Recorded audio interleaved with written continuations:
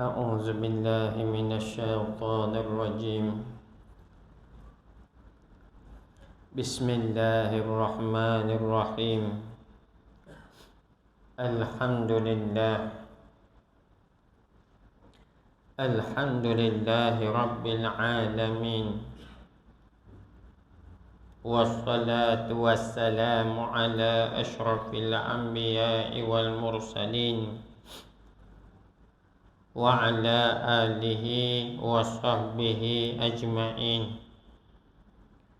رب اشرح لي صدري ويسر لي أمري واحلل عقدة من لساني يفقه قولي. رب يسر ولا تعسر، رب تمم بالخير. سبحانك لا علم لنا إلا ما علمتنا إنك أنت العليم الحكيم. ولا حول ولا قوة إلا بالله العلي العظيم. السلام عليكم ورحمة الله وبركاته. قال مصنف رحمه الله: ونفعنا بعلومه في دارين آمين يا رب العالمين يا رب العالمين. Diriwayatkan daripada Iman Haris Al-Muhasibi, al-ilmu yurithul khasyata waz-zuhdu yurithul rahata wal ma'rifatu turithul inabata. Artinya, ilmu mewarisi takut kepada Allah Subhanahu wa ta'ala, zuhud mewarisi kerehatan badan, dan makrifat mewarisi pengembalian kepada Allah Subhanahu wa ta'ala. Diriwayatkan daripada Iman Haris Al-Muhasibi. Iman Haris Al-Muhasibi salah seorang ulama besar, dan dia digelar sebagai Muhasibil Haris Al-Muhasibi kerana orang yang sentiasa muhasabah diri dia. Diceritakan Imam Haris Al-Muhasibi ni Allah Ta'ala beri karamah kepadanya dengan sebab dia benar-benar jaga segala makan minum pakai dia. Dia akan pastikan apa yang masuk ke dalam tubuh badannya ni semuanya barang yang halal belaka. Tidak ada perkara yang syubhat dan tidak ada perkara yang haram. Diriwayatkan diceritakan Iman Haris Al-Muhasibi walaupun dia keadaan lapar berat, lalu kalau diberi kepadanya makanan pada tangan dia ni, kalau makanan tu haram ataupun syubhat, maka tangan dia akan bergetar, menunjukkan bahawa rezeki yang ada pada tangan dia tu tidak halal. Ni Allah Ta'ala anugerahkan kepadanya. Dan kitab yang dikarang oleh Iman Haris Al-Muhasibi, Risalah Murtashidin, satu kitab yang membicarakan tentang ilmu tasawuf yang mendapat sambutan yang banyak daripada alim ulama. Ini Iman Haris Al-Muhasibi. Apa kata Iman Haris Al-Muhasibi? Yakni ilmu mewarisi takut kepada Allah. Ingat yang katanya para ulama, ilmu dia ada dua keadaan. Yang pertama ilmu, yang kedua maklumat. Apa perbezaan ilmu dan apa perbezaan maklumat? Kalau kita nak tahu ya maklumat ni, kita kata macam telefon lah, ataupun macam kitab, macam kaset, macam CD. Kita tengok kitab kita tu kan, dalam kitab kita ni ilmu agama banyak. Ada ayat Quran, ada hadis Nabi, ada kalam ulama. Tetapi kita tu dia tak berubah. Dia begitu je. Dah makin lama makin lusuh, makin lama makin rosak, makin lama makin buruk. Jadi nak khabar dalam dia tu banyak ilmu, tetapi benda tu tak berubah. Tu kata ulama, tu sekadar maklumat. Dan hari ni katanya para ulama, maklumat yang didedahkan kepada kita jauh lebih banyak nak dibandingkan dengan gambar orang zaman dulu. Kalau kita tengok ya sahabat Nabi sallallahu alaihi wasallam zaman mereka mana ada lagi pembukuan kitab-kitab hadis. Tak ada, maka adik-adik Nabi ni ada sebahagian dengan sahabat ni, sebahagian dengan sahabat ni. Itu zaman sahabat.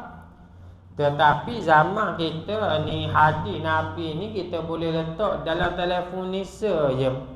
Dan ni pula dalam software Play Store tu ada berkaitan dengan software tentang hadis.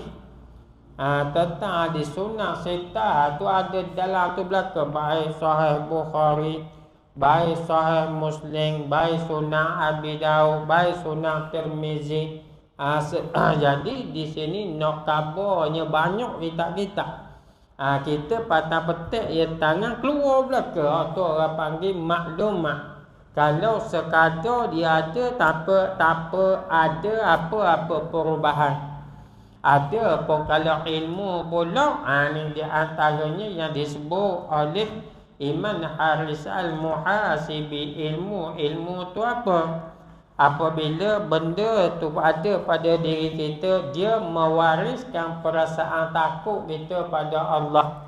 Sebagaimana firman Allah Ta'ala, innama yakhshallah min ibadil ulama. Hamba aku yang paling takut kepada aku adalah alim ulama. Sebab apa?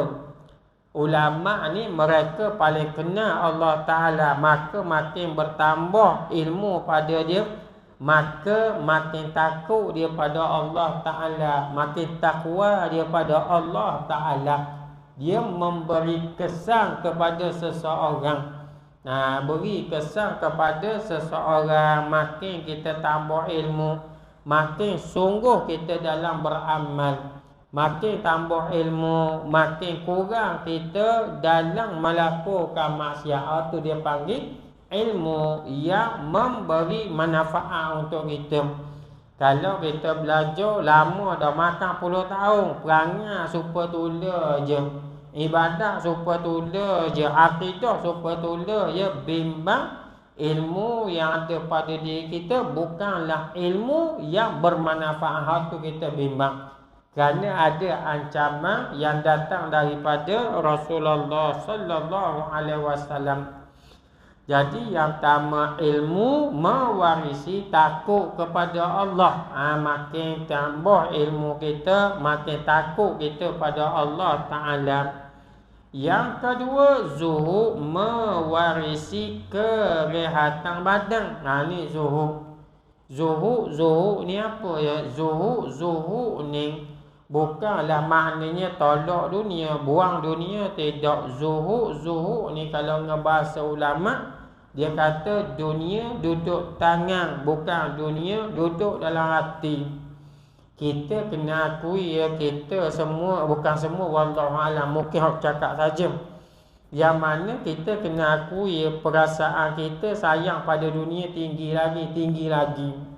Sebab apa saya sebut gitu ya? Kita dalam perkara agama ya, contoh kita kata nak derma lah sebagai contoh. Kita mikir macam-macam ni, nak buat keluar duit 5 riyal, 10 riyal. Kalau buat keluar 10 riyal ni minyak tak ada dalam kereta. Dia banyak mikir dalam mak kita ni. Kenapa tu orang panggil dunia duduk dalam hati tu? Nak buat keluar untuk nak derma, nak buat keluar untuk masjid surah, dia rasa satu bebanan pada kita. Tapi berbeza dalam perkara dunia. Hal tu berbeza. Kita beli benda kita minat. Contoh orang minat kereta, beli ring pula, ring dah ring second, dah ring ori. Hak baru daripada Jepun 3-4 ribu, dia kata murah. Hak baru ni 5 ribu. Hanya boleh kata begitu. Beli spoiler mahal-mahal pun, beli barang ori pun dia tak berasa mahal. Kerana apa benda dia minat? Kerana apa? Siku ngawa nafsu. Jadi nak khabar ni zuhud ni kata ulama, zuhud ni benda ni dunia dia duduk tangan, duduk dalam hati. Dalam membicarakan bab zuhud ni, cakap mudah kita nak faham, tapi nak buat bukan satu benda yang mudah. Saya sebut satu kisah ni kita pernah sebut dah belum pada ni. Bagaimana Sayyidatina Aisyah radhiyallahu anha pernah diberi kepadanya 100,000 dirham. Orang beri pada dia hadiah. Maka Sayyidatina Aisyah radhiyallahu anha ambil 100,000 tu, dia pergi derma ke orang. Derma sampai habis dia derma, sampai habis tak ada sekepeng pun pada dia. Lepas habis derma, maka khodam dia kata, wahai Aisyah, mu ada dah simpang sedirham duit tadi, sebabnya kita boleh buat beli daging untuk kita nak buat buka puasa ni kan, kita puasa kan. Apa kata Aisyah? Lah, bapa dok khabar awal aku. Kalau khabar aku ambil juga. Nampak dok maknanya dalam dunia ni tak dok mikir langsung ke giang dia. Kita kalau orang bagi 100,000, alhamdulillah, rezeki dak nampak orang lain. Tapi Sayyidatina Aisyah kata ulama ni lebih daripada zuhud. Mereka yang mana tak ada mikir langsung pada diri dia dalam dunia, padang duk beri pada orang je. Tu sebab apa dia panggil dunia duduk tangan. Dunia duduk tangan. Maka katanya Iman Haris Al-Muhasibi, zuhud mewarisi kerehatan badan. Zuhud ni dia mewarisi kerehatan badan. Ia tidak memenatkan kita nak mikir dunia. Ada rezeki, alhamdulillah. Tak ada rezeki, tak apa, subhanallah. Ia tidak menyebabkan kita sungguh sok duk kerja perkara tu sampai letih tubuh badan. Dan makrifah mewarisi pengembalian kepada Allah Ta'ala. Pengetahuan dia kepada Allah Ta'ala, maka dia akan sentiasa apa-apa yang ada, apa-apa yang berlaku, semuanya kembali kepada Allah Subhanahu wa ta'ala. Allah Subhanahu wa ta'ala. Diriwayatkan daripada Ibnu Sa'ad, anna man amila bi'ilmi riwayati waratha ilma dirayati, wa man amila bi'ilmi dirayati waratha ilma riayati, wa man amila bi'ilmi riayati hudiya ila sabilil haqqi. Artinya, sesiapa yang beramal dengan ilmu riwayah, dia akan mewarisi ilmu dirayah. Sesiapa yang beramal dengan ilmu dirayah, dia akan mewarisi ilmu riayah.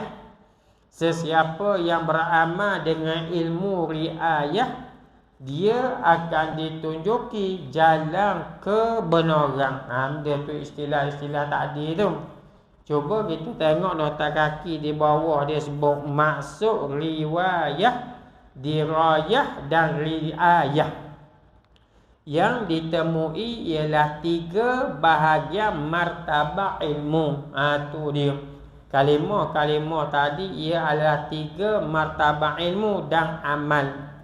Riwayat bermaksud penukilan dan mengambil ilmu semata-mata. Maksud apa di sini? Sesiapa yang beramal dengan ilmu riwayah, siapa-siapa yang beramal dengan ilmu yang dia pelajari. Kata Imam Ghazali, 3 benda kena ada pada diri kita ni bagi orang yang mengaji ni. Yang pertama, belajar. Tu jelaslah, talabul ilmi faridatun ala kulli muslim. Menuntut ilmu kefarduan ke atas kita setiap orang Islam yang pertama. Yang kedua, beramal dengan ilmu yang kita belajar. Tu yang kedua tu.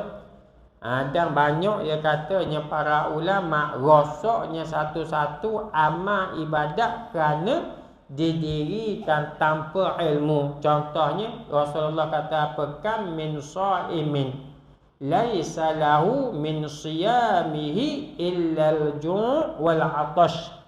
Ramai mana orang yang berpuasa tapi hasil daripada puasanya dia tak peroleh apa-apa melainkan lapar dan dahaga saja. Sebab apa? Ibadat puasa yang didirikan tanpa ada landasan ilmu. Maka kata Imam Ghazali, yang pertama belajar. Yang kedua beramal dengan benda yang kita belajar. Dan yang ketiga hendaklah banyak berzikir. Tu banyak berzikir. Tu 3 benda jangan tinggal tu. Kenapa kita pernah dengar di antaranya apa yang disebut oleh Ustaz Muhaizab. Dia kata ilmu ni di antara sifat dia ataupun ilmu ni antara kesan dia. Kalau kita tak beramal, dia akan melahirkan sifat sombong. Dan memang sungguh ya, kita ni dia ada faktor-faktor yang boleh menyebabkan seseorang tu jadi sombong. Kadang-kadang dengan sebab harta, kadang-kadang dengan sebab pangkat, kadang-kadang dengan sebab jawatan. Kita ingat tak dulu ni, cerita dulu lah ni. Apabila balak seorang YB dengar orang kampung balak keluar daripada mulut YB. Awak YB ke saya YB? Hak suting keluar dah tu. Walaupun sebelum tu YB tu sekadar dia babah aja. Kebetulan dia ambil tanding, orang ambil dia lah menang. Menang.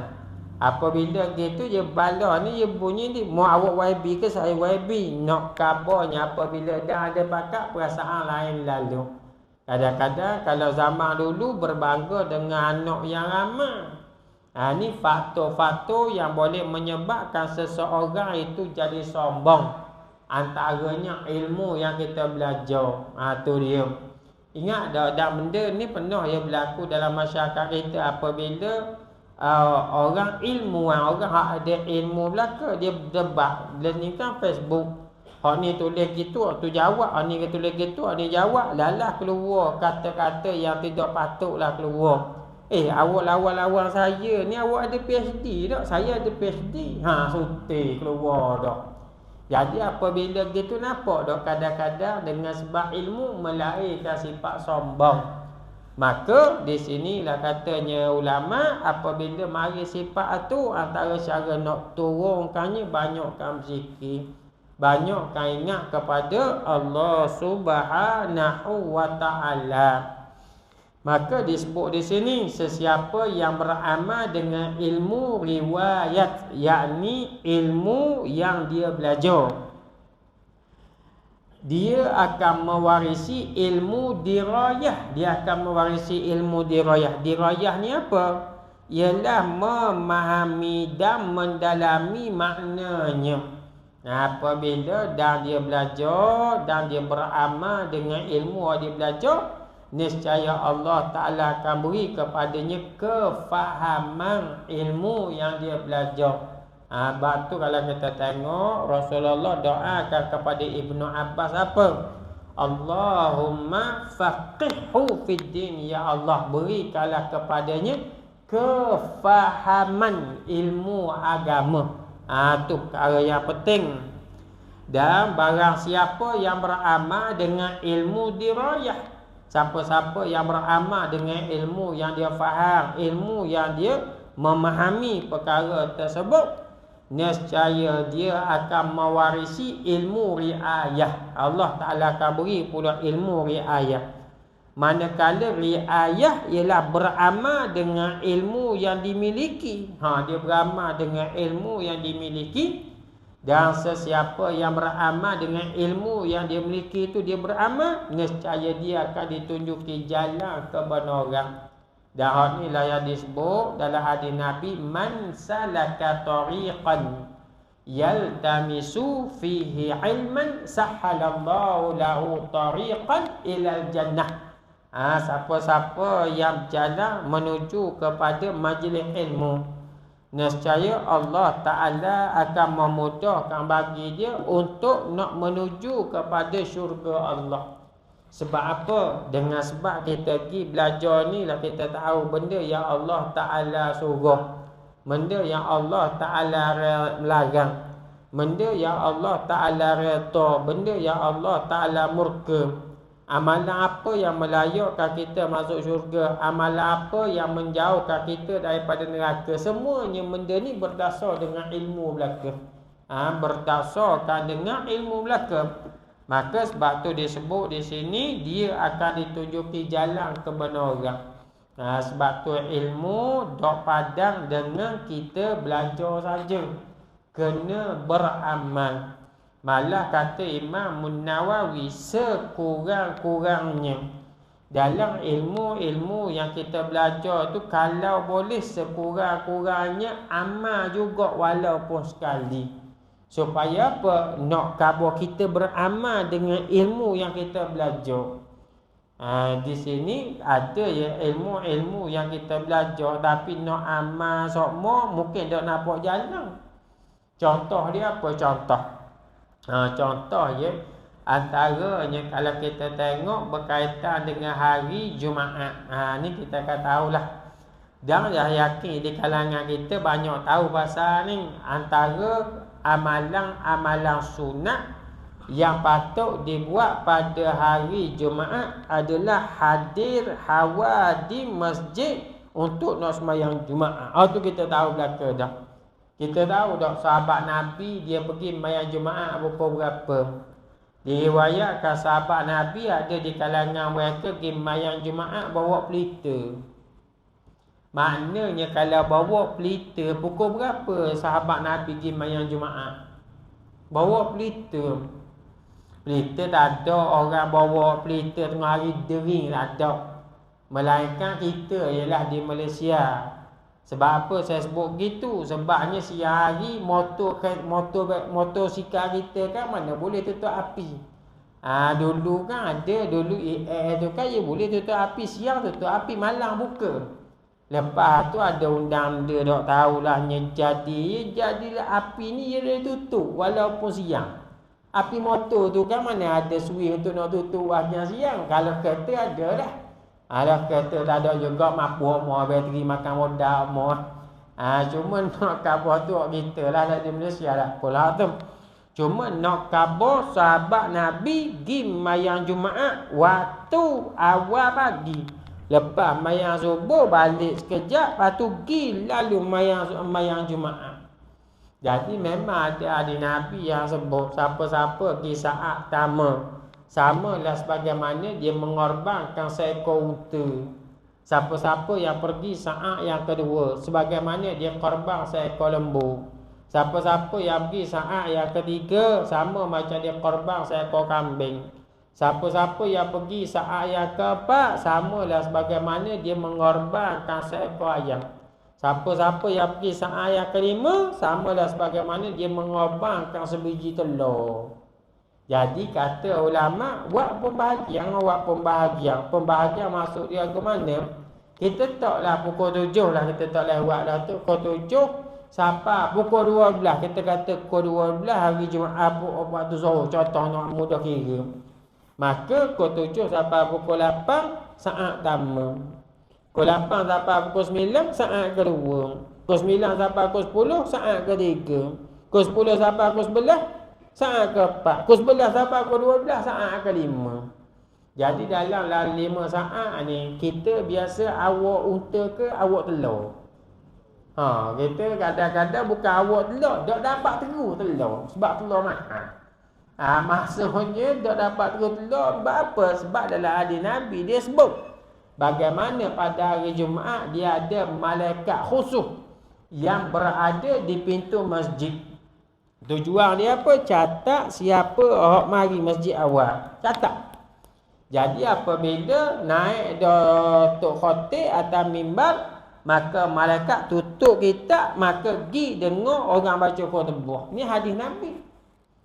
Jadi apabila gitu orang yang mari lepas bang, maknanya lepas bang kedua tu maknanya tak ada senarai, tak ada dah. Tak ada dalam senarai. Jadi dalam bab tu ramai orang kita jam ni maknanya set telur je. Hak bahagian utara tak tahu. Jadi katanya ulama paling kurang kena amal God sekali dua. Giawak. Mungkin kita boleh buat contoh Ramadan lagi. Ramadan duduk dengan rumah pun duduk nak buat benda ke. Haji mayang Jumaat awal. Jadi amal walaupun sekali kena amal. Kena amal kok sekali-sekali nak derma tu celup beg duit tu dak payah tengok dak payah kira nak ungu ke dak celup kali letak itu awak gitu sekali-sekali. Dan memang kalau kita tengok di kalangan tok guru iwak gitu sebenar. Tok guru kata tok guru jadi ke ni aziz ke biasanya kalau minta derma dia celup ye kira kalau ambil orang besar sikit-sikit kecil bagi kita boleh rasa dulu hak nak kecil sekali hak tu yang ambil. Hak besar tu memang tolak tepi dah. Jadi nak khabar tu awak amal juga walaupun sekali ilmu yang kita belajar supaya apa? Supaya kita dapat jawab di hadapan Allah Ta'ala. Kan ada kali Nabi yang pernah kita baca, la tazulu qadama 'abdin yaumal qiyamati hatta yus'ala an umrihi fima afnahu wa an 'ilmihi fima 'amala fi. Tidak akan gelincir kaki anak Adam pada hari kiamat kelak, melainkan mereka akan ditanya oleh Allah Ta'ala dengan beberapa persoalan. Di antaranya Allah Ta'ala tanya masa yang Allah Ta'ala beri kepada kita habis mana. Yang kedua, Allah Ta'ala tanya ilmu pada kita. Adakah kamu mengamalkan ilmu yang aku beri? Kalau kita amal, insya-Allah boleh jawab. Kalau tak boleh ada amal, mana tak lepas soalan tu. Diriwayatkan daripada Malik bin Dinar rahimahullah. Malik bin Dinar, Fudail bin Iyad. Ini merupakan watak ulama tasawuf yang sebelum daripada dia jadi orang yang alim, orang yang hebat, dia merupakan kaki maksiat. Fudail bin Iyad bapak perempuan. Fudail bin Iyad, Malik bin Dinar orang yang terbabit dengan kedara haram. Tapi Allah Ta'ala nak ubah mudah bagi Allah Ta'ala. Idza talaba al-'abdul 'ilma liya'mala bihi kassarahu 'ilmuhu wa idza talabahu li ghairi al-'amali zadahu kibran. Ni jelas. Apabila seorang hamba menuntut ilmu untuk beramal, ilmunya akan membuatnya merendah diri. Ni maknanya kita dalam bab belajar kita kena tengok tujuan kita belajar, tujuan ni benda kena tengok tu. Ulama sebut di antara perbezaan kita dengan sahabat Nabi. Sahabat Nabi ni apabila dia belajar, dia beramal lalu. Satu contoh diceritakan bagaimana Abu Dzar Al-Ghifari rahimahullah.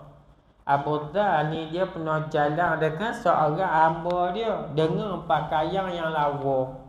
Hamba dia pakai lawa, dia pun pakai lawa sebagaimana pakaiannya dia orang, sedangkan tu hamba dia.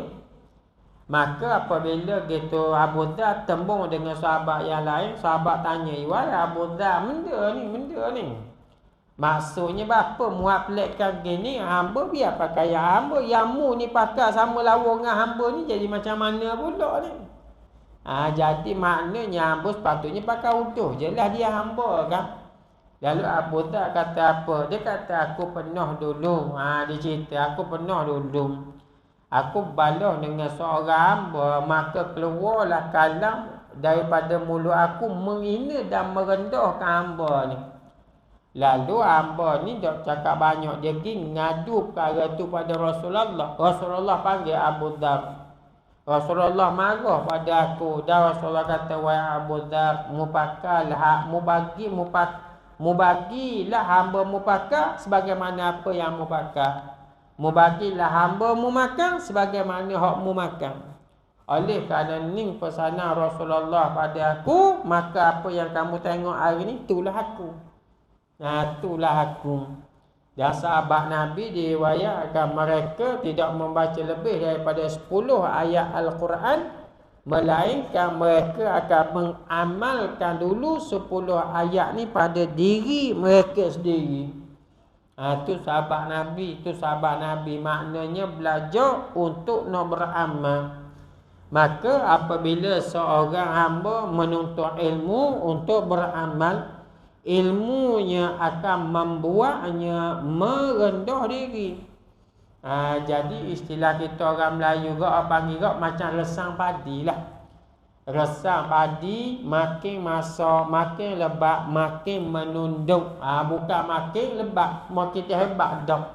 Samanya kata ulama macam ting Milo lah, Milo. Ting Milo ni kalau kita tengok Milo ting tu kalau dah penuh katok dak bunyi. Tapi kalau hak jenis ting kosong katok gepa bunyi. Maksudnya kadang-kadang orang makin alim, makin tawaduk, makin rendah diri. Satu contohlah sejarah dalam negara kita, antara orang yang mendapat tokoh ma'al hijrah yang pertama seingat saya adalah Syekh Idris Marbawi rahimahullah. Syekh Idris Marbawi ni merupakan ulama tanah Melayu kita. Seingat saya orang Negeri Sembilan dah. Syekh Idris Marbawi ni dia dapat tokoh anugerah ma'al hijrah. Dia antaranya orang yang mengarang kitab yang paling tebal lah dalam bahasa Melayu. Kitab Baharul Mazi. Kitab Baharul Mazi, kitab dia tu banyak-banyak jilid. Dekat belah jilid juga tebal tu. Kitab Jawi. Dia antara kitab yang paling besar jugalah yang dikarang dalam bahasa Melayu, kitab dulu. Kerana dia belajar di Sejid Sayyidina Husain lama-lama. Kitab yang dia karang tu adalah syarah kepada Sunan Tirmizi. Kitab hadis lah, kitab hadis. Jadi Syekh Idris Marbawi ni ketika mana dia angkat sebagai tokoh ma'al hijrah. Dia katakan waktu dia berucap, dia kata sesungguhnya aku dah tahu benda-benda tu. Setara alih setara tu pun rasa diri ni rendah lagi, tak tahu benda tu. Gitu ucapan emas daripada orang yang mempunyai ilmu yang cukup-cukup tinggi. Maka ni disebut ni, apabila seorang hamba menuntut ilmu untuk beramal, ilmunya akan membuatnya merendah diri. Dia jadi makin rendah. Tawadhu' man tawadhu'a rafa'ahu Allah, wa man takabbara wada'ahu Allah. Siapa-siapa yang tawadhu', Allah Ta'ala akan angkat darjat dia di sisi Allah. Dan siapa-siapa yang sombong, Allah Ta'ala akan hina dia di sisi Allah dan juga di sisi manusia. Apabila dia menuntut untuk selain amal, kalau dia belajar bukan kerana Allah, bukan kerana nak beramal, maka ilmunya akan menjadikannya semakin bongkak, makin sombong. Ni disebut dah ni oleh Malik bin Dinar. Orang kalau belajar tapi bukan nak beramal, niat lain. Niat nak kabur aku ramah nak murid, niat nak kabur aku ramah guru, aku banyak dah kitab-kitab hak aku habis, niat sekadar tu je. Maka orang begini dia makin sombong, maka dia makin belajar, dia nampak orang makin kecil. Ni ada ni, jumpa pasal gini ada ni, beringat atas kita ni.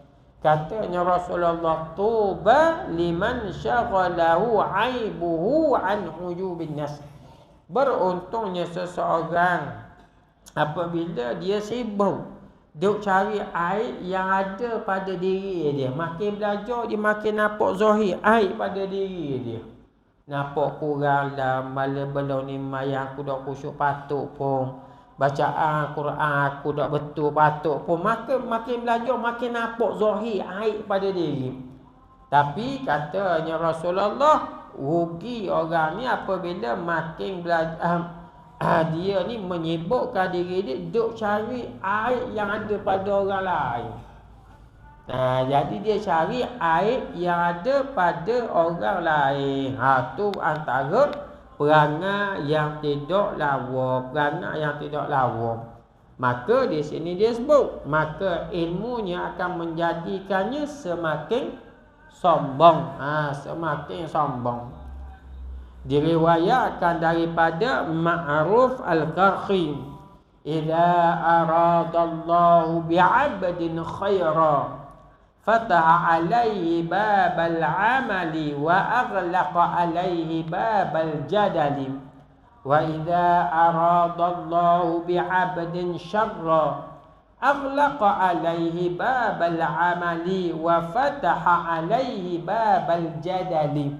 Ni hak besar ni benda penting ni.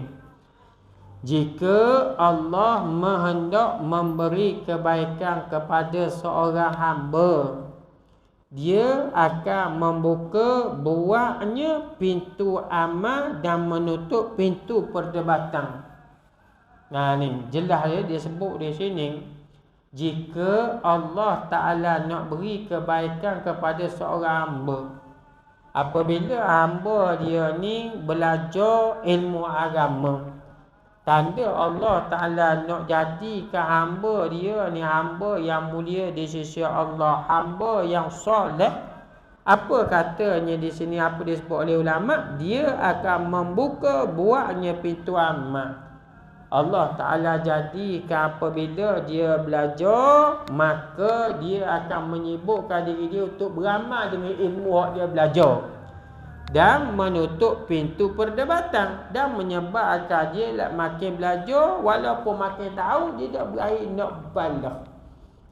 Tak berani nak balah. Sebab hari ni ramai ni apabila seorang dia belajar, buah hak dia dapat tu beza dengan orang, habis hak orang lain tak kena belaka, hak dia seorang je pun. Ni benda besar ni. Hak ni yang jadi masyarakat, jadi bala ni kadang-kadang buah ni lah. Pernah berlaku dalam masyarakat kita, suami isteri cerai dengan sebab perkara khilaf. Satu contoh je berlaku. Si suami dia belajar, Allahumma salli ala Muhammad, dia belajar dengan guru dia, antaranya amalan mayang subuh kunut, bagaimana amalan kita mazhab Syafi'i. Isteri pula belajar tak perlu kunut, dan pula dia kata kunut pula bid'ah. Begitu dia ngaji. Maka kebetulan biasa suami ni pergi mayang surah sejid subuh, kebetulan itu ada uzur mayang di rumah jadi imam. Jadi imam siapa waktu kunut, akaklah tangan si suami ni baca kunut, isteri dah akak. Dah isteri pegang pendapat kata bid'ah. Maka habis mayang, isteri kata tak boleh awak mayang salah tu sebab dia buat bid'ah dalam mayang. Suami kata boleh, dia kata tak boleh, boleh. Balak naik mahkamah pisah dulu. Nak kata mana? Dan pernah ya Tok Guru pernah cerita benda ni, Tok Guru pernah cerita. Dia kata apabila seseorang pernah berlaku dalam masyarakat, tengah mayang, ada orang ni tak asyhadu an la ilaha illallah kat jari. Lalu kebetulan kawan tu mayang tepat dok perlu akak jari. Jadi kerana masing-masing jahil dengan ilmu, seorang tu akak jari, seorang tu dah akak jari. Nyegeranya bukan jari tu nyerepih dulu. Nak kata mana? Tu yang disebut ni, dia kata tanda Allah Ta'ala nak beri kebaikan pada seorang hamba, makin belajar dia sibuk dirinya dengan beramal, dan dia tutup pintu perdebatan, pintu nak balah ni dia tak berani, dia tak layak. Dia tak layak. Sebab tu ya Imam Ghazali kata belajar ilmu khilaf ni penting. Kenapa penting? Kadang-kadang ada keadaan yang kita terpaksa buat keluar benda khilaf, nak mengelak supaya tak balah. Contoh dia apa? Contohnya macam masyarakat kita lah. Ada orang setuju buat tahlil kalau ada kematian. Ada yang setuju dok buat tahlil. Jadi apabila benda ni khilaf, masing-masing ada alasan. Bukan reka je. Hak ni ada dalil dia, hak ni ada dalil dia. Jadi kalau kita belajar, maka kita mudah kita kata benda ni khilaf. Nak buat boleh, tambah buat boleh. Kalau hak nak buat, jangan merendahkan orang hak nak buat. Ataupun orang hak nak buat, jangan hina orang hak buat. Tak perlu mu kena ra'i antara satu sama lain. Tak balah. Masalahnya hak buat dia duk tegak dengan pendapat dia. Hak nak buat pula dia tegak dengan pendapat hak nak buat. Ni jadi balah. Hak tu kata hak ni sesat, hak ni kata label, hak ni label kita begitu jadi kucak-kacak habis. Jadi balah hak tu ni. Ni dia sebut ni apabila orang ni Allah Ta'ala nak jadi baik, ni sibuk beramal, bukan sibuk nak balah. Jika Allah hendak memberi kebukaan kepada seorang hamba pula, dia akan menutup baginya pintu amal dan membuka pintu pendebatan. Ada pun kalau Allah Ta'ala nak buat seseorang tu jadi buruk, jadi uduh, maka Allah Ta'ala sibukkan dia, sibuk nak balas beramal tak. Contoh dia apa? Contoh dia nak main Ramadan ni lah. Apabila ni kata sepatutnya terawih 20. Hak ni pula kata dak 8. Hak tu kata 20, hak tu 8, 20. Ni dia duk buat kah dak kita terawih tu. Ni dia balas 20 dengan 8 tu lah. Dah mu aku isyak dak sembahyang ni. Isyak dak sembahyang ni dia sibuk dak balas benda tu. Jadi di sini dia sebut ni tanda Allah Ta'ala nak buat seorang tu jadi buruk keadaan dia. Ni sibuk dak balas, maka hati dia jadi kotor. Dalam waktu yang sama beramalnya tidak. Beramalnya tidak. Maka ni pesanan yang datang daripada ulama untuk kita. Sebab tu makin kita belajar, makin beramal. Dan kalau makin kita belajar, makin berasa sombong, berasa hebat, makin kita makin jauh daripada rahmat Allah. Kenapa Rasulullah sebut man izdada ilman lam yazdad huda wa lam yazdad minallah illa bu'da. Siapa-siapa yang bertambah ilmu, tak bertambah amal, tak bertambah iman, tak bertambah petunjuk, maka orang ni makin jauh daripada rahmat Allah. Walaupun ilmu bertambah, tapi tak beramal, tak bertambah iman, tak bertambah amalan, maka orang ni makin jauh daripada rahmat Allah. Na'udzubillahi min dzalik. Diriwayatkan daripada Abu Bakar Al-Warraq. InsyaAllah kita akan sambung lagi pada perjumpaan yang akan datang. Wallahu a'lam. Wallahu ta'ala a'la wa a'lam. Di sini kita nak maklum satu perkara. Di sini pihak surah memohon sumbangan daripada pihak muslimin dan muslimat untuk membeli handycam. Kegunaan untuk surah kita ni paparan sewaktu kuliah berlangsung. Jadi harga barang tu 1,000 lebih. Harga barang tu 1,000 lebih. Jadi bagi siapa-siapa yang nak beri sumbangan, boleh berusaha dengan baki ataupun tak tabung. Kalau nak bagi banyak 2-3 ribu, boleh berhubung dengan JK lah. Untuk nak beli handicap. Dan juga sekiranya ada duit lebihan, kita akan gunakan untuk pembelian tangga lebih kurang 14 kaki untuk urusan tukar lampu dalam surau kita ni, kawasan surau kita ni lah. Jadi 1,000 lebih ni sikit sangat ni. Sikit sangat ni boleh lah. Patutnya sebelum habis mayang syak balik ni cukup dah 1,000 lebih ni. Patutnya kita cuit dapat aku sponsor 500. Aku 500 bayar tu. Jadi insya-Allah tu tadi mengaji dah bab zuhur kan. Dia boleh beramal dah ni. Boleh beramal dah ni. Wallahu a'lam. Assalamualaikum warahmatullahi wabarakatuh.